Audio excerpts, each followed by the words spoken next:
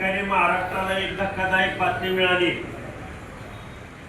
महाराष्ट्र राज्याच्या कानाकोपऱ्याची खडानखडा माहिती असलेलं आणि खऱ्या अर्थानं राज्य प्रगती पथावर नेण्याची डोळ्यामध्ये उर्मी असणारं एक धुरंधर नेतृत्व राज्याचे विद्यमान उपमुख्यमंत्री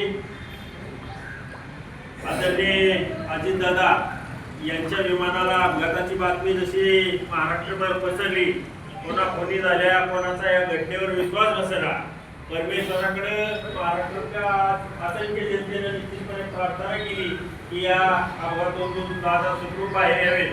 परंतु नियतीला आणि काळाला वेगळंच मान्य होतं आणि या अपघातात दादांसह असणारे सगळे प्रवासी खरं तर त्यांचा स्फोटात जळून मृत्यू झाल्याची बातमी जशी महाराष्ट्रभर महाराष्ट्र खंड झाला।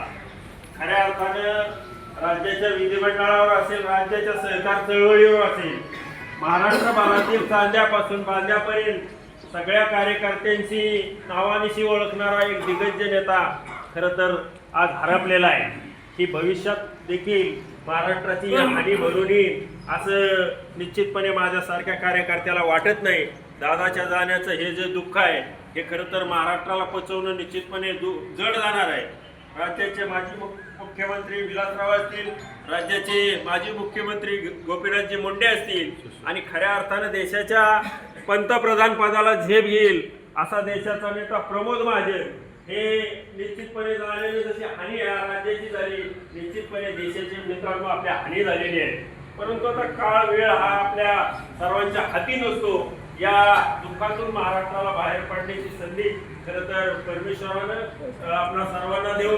मी अधिक या ठिकाणी बोलत नाही, खऱ्या अर्थाने हे दुःख सहन करण्याच्या पलीकडचं आहे।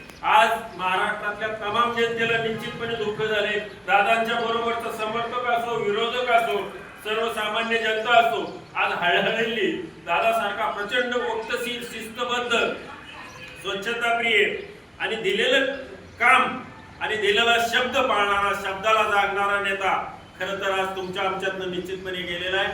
मी उपस्थित आपल्या सर्वांच्या वतीनं, ग्रामस्थांच्या वतीनं दादांच्या आत्म्याला परमेश्वरानं आपल्या चरणी लीन करून घ्यावं अशा प्रकारची भावपूर्ण आदरांजली राज्याचे उपमुख्यमंत्री अजितदादा पवार यांच्या कोणाला श्रद्धांजलीसाठी जमलेले ग्रामस्थ बोलायचं